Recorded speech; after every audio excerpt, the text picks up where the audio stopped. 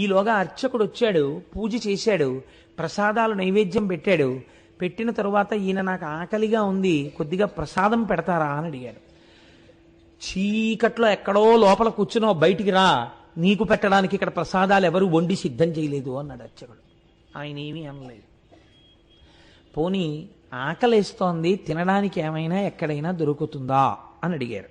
అడిగితే ఇక్కడి నుంచి కీలూరు అనబడేటటువంటి ఊరు ఒక 2-3 కిలోమీటర్లు వెడతాం, అక్కడ మళ్ళీ దేవాలయంలో అర్చన జరుగుతుంది, అక్కడ ప్రసాదంలో మీకు ఏమైనా పెడతారేమో, పోనీ మాతో రండి అని వాద్యగాండ్రు బ్రాహ్మణుల వెనకాతలు వెళ్ళిపోతున్నారు. ఈయన కూడా నడిచి వెళ్ళిపోయారు. అడుగు తీసి అడుగు వేసే ఓపిక లేదు, పిల్లవాడు తిన్నది లేదు పాపం. వెళ్ళి అలాగే ఆ కీలూరు చేరుకున్నారు. పూజ చేసేశారు బ్రాహ్మణులు. పూజ చేసేసి, అమ్మా మీరు ఎక్కడికి ఆ ప్రయాణం, అంతమంది కూర్చుంటే ఎక్కడికంటే జనం మీద అడుగులు వేసేసుకుంటూ ఎక్కడో కూర్చోవాలి, కానీ ఎప్పుడో వచ్చి ఎంతమందికి డిస్టర్బెన్స్ అది. కాబట్టి ఆయన అక్కడి నుంచి బయలుదేరి ఆ కీలూరు అనబడేటటువంటి ఊరు చేరుకుని ఆ కొండ మీద బ్రాహ్మణులు అర్చన చేసిన తరువాత, అయ్యా నాకు ఇప్పుడైనా కొంచెం పెడతారా, ఆకలిస్తోందని అడిగారు. నీకు పెట్టడం కోసమే వండి తెచ్చామనుకున్నావా, పెట్టమన్నారు అని వాద్యగాండ్రకి ప్రసాదం పెట్టారు. పెడితే దేవాలయంలో వాయిద్యం వాయించేటటువంటి వాద్యగాండ్రు పిల్లవాడిని చూసి, అయ్యో పాపం ఎంత నీరసపడి ఉన్నాడో అని, ఎందుకు వచ్చిన జన్మండి, బ్రాహ్మణుడిగా పుట్టామంటే సరిపోతుందా, ఏ విద్య లేకుండా, ఏ సంధ్యావందనం లేకుండా, లోకమునందు మర్యాద చూడకుండా బతికిన బ్రాహ్మణ్యం ఏమిటి. వాద్యగాండ్రు పెట్టారు, వాళ్ళకొచ్చిన ప్రసాదంలో భాగాన్ని ఆయనకి పెట్టారు.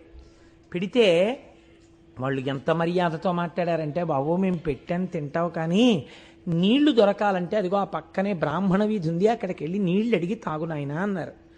అంటే ఆ పిల్లవాడు బ్రాహ్మణ వీధిలోకి వెళ్ళి ఒక ఇంటి ముందు నించుని, అమ్మా నాకు కొంచెం మంచినీళ్ళు ఇస్తారా అని అడిగారు. వాళ్ళు మంచినీళ్లు తెచ్చే లోపల వారు ధ్యానమగ్నులే అయిపోయారో, స్పృహే తప్పిపోయిందో, పడిపోయారు నేల మీద. పడిపోయిన తర్వాత వారికి మర్నాడు ఉదయం తెలివొచ్చింది. తెలివొచ్చేటప్పటికి ఎంత ఆకలితో ఉన్నారంటే, రామకృష్ణ పరమహంసకు పుట్టేది ధ్యానంలో ఈ ఆకలి. అన్నపు రాశిని చూపించేవారు, తీసుకెళ్ళినప్పుడు తీరేది ఆకలి. అప్పుడు ఆయన కింద పడిపోయి పెంట కుప్ప మీద పడిపోయి ఉన్నటువంటి అన్నాన్ని ఏరుకుని మట్టిలో ఉన్నదాన్ని ఊదుకుని తిని మంచినీళ్ళు తాగారు.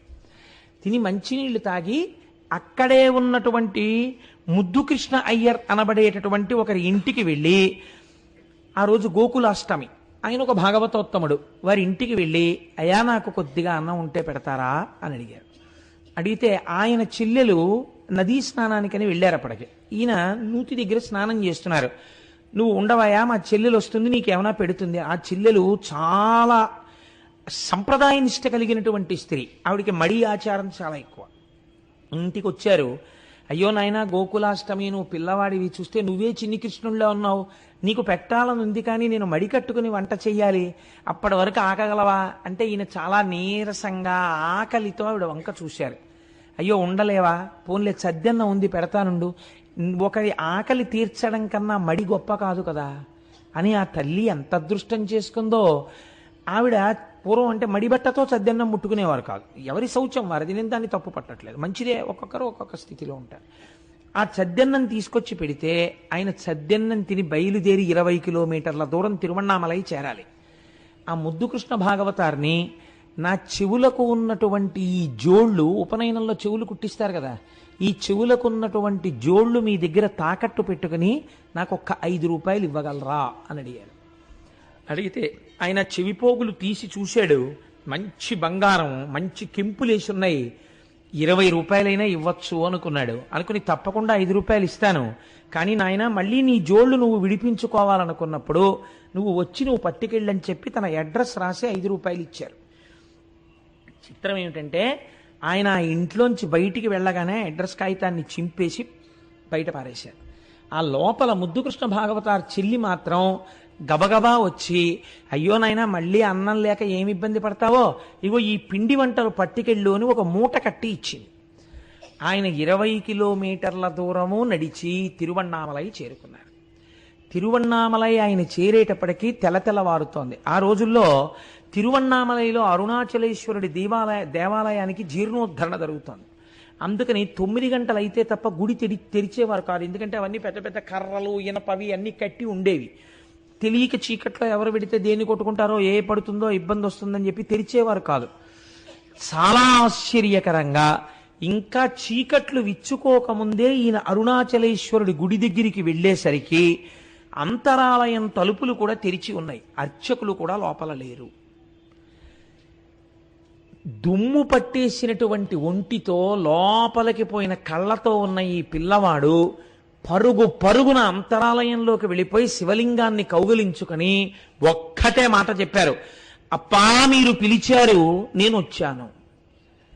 నాన్నగారండి మీరు పిలిచారు, ఈ కొడుకు వచ్చాడు, అంతే వారన్నది. ఈ ఈశ్వరుడు ఏమి కృప చెయ్యాలనుకున్నాడో ఆయన బయటికి వచ్చారు. వచ్చి అక్కడే ఉన్నటువంటి ఆ తటాకమునందు స్నానం చేశారు. ఒక్కసారి ఇలా తన ఒంటి మీదకి చూసుకున్నారు. తను వేసుకున్నటువంటి బట్టల్ని విప్పేసి చింపేసి ఒక్క బట్ట మాత్రం గోచీగా పెట్టుకున్నారు. ఆఖరికి మీద ఉన్న యజ్ఞోపవీతం కూడా పరిత్యజించారు. పరిత్యజించి ఆయన సమాధివిష్టులై కూర్చుందామనుకునే సమయంలో ఒక తిరువణ్ణామలైలో తలనీలాలు ఇచ్చేటటువంటి సంప్రదాయం ఒకటి ఉంది. కానీ తిరువణ్ణామలైలో తలనీలాలు ఇస్తే ఆ రోజుల్లో కొంచెం భూరికానుక పుచ్చుకునేవారట చొరకలు. ఒక ఆయన వచ్చి తలనీలాలు ఇస్తావా అని అడిగారు. ఈశ్వరుడు ఈ కట్టెకి వెంట్రుకలు కూడా ఎందుకు అనుకుంటున్నాడు అనుకున్నారు. అనుకుని ఇచ్చేస్తాం అన్నారు. అతను గబగబా చేయి పట్టుకుని తీసుకెళ్లి ఒక చొరకుడి ఇంట్లో కూర్చోబెట్టారు. దగ్గర మిగిలిపోయినటువంటి డబ్బులో కొంత డబ్బు అతనికి ఇచ్చారు. గుండు చేసేశారు. మళ్ళీ గుళ్ళోకి వచ్చారు. నీటి మధ్యలో నిలబెట్టి కదా గురువులు దీక్షిస్తారు. అందుకని ఈశ్వరుడు ఏమనుకున్నాడో బ్రహ్మాండమైన వర్షం పడి పూర్తిగా తడిచిపోయారు.